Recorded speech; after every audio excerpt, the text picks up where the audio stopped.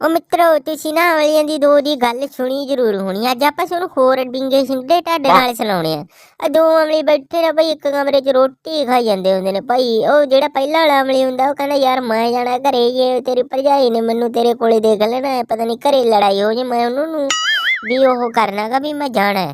ਉਹ ਜਦੋਂ ਜਾਣ ਲੱਗਦਾ ਮੇਰੇ ਹਿਆਗੜੇ ਦੇ ਮੀਂਹ ਬੜਾ ਤੇਜ਼ ਉਤਰੇ ਹੁੰਦਾ। ਮੀਂਹ ਦੇ ਕਾਰਨ ਉਹ ਉੱਥੇ ਰੁਕ ਜਾਂਦਾ। ਉਹ ਪਹਿਲਾਂ ਵਾਲਾ ਕਹਿੰਦਾ ਉਹ ਤੂੰ ਕਮਲਿਆ ਕੀ ਕਰੇਗਾ, ਅਮਲੇ ਗਿੱਲੇ ਹੋ ਜਾਂਦੇ ਨੇ ਤਾਂ ਆਕੜ ਛੇਤੀ ਜਾਂਦੇ ਨੇ। ਤੂੰ ਐਂ ਕਰ ਅੱਜ ਮੇਰੇ ਕਣੀ ਸੌਂ ਜਾ ਭਾਈ। ਉਹ ਕਹਿੰਦਾ ਚੱਲ ਠੀਕ ਆ ਮੈਂ ਇੱਥੇ ਹੀ ਸੌਂ ਜਾਂਦਾ, ਤੂੰ ਮੇਰਾ ਕੱਪੜਾ ਵਸਾ ਕੇ ਨਾ, ਮੈਂ ਮਾੜਾ ਜਿਹਾ ਕੰਮ ਆ ਮੈਨੂੰ, ਮੈਂ ਜਾਇਆ ਮੈਂ। ਉਹ ਭਾਈ ਕੱਪੜਾ ਵਸਾਉਣ ਲੱਗਦਾ ਪਤੰਦਰ ਪੌੜੀਆਂ ਉਤਰ ਕੇ ਜਿਉਂ ਹੀ ਭੱਜ ਕੇ ਘਰੇ ਜਾ ਕੇ ਕਹਿੰਦਾ ਅੱਜ ਮੇਰਾ ਭਾਗ ਬੰਨੇ ਕੱਪੜੇ ਨਾ ਵਸਾਈ, ਮੈਂ ਨਾ ਆਪਦੇ ਮਿੱਤਰ ਦੇ ਘਰੇ ਰੁਕੂੰਗਾ।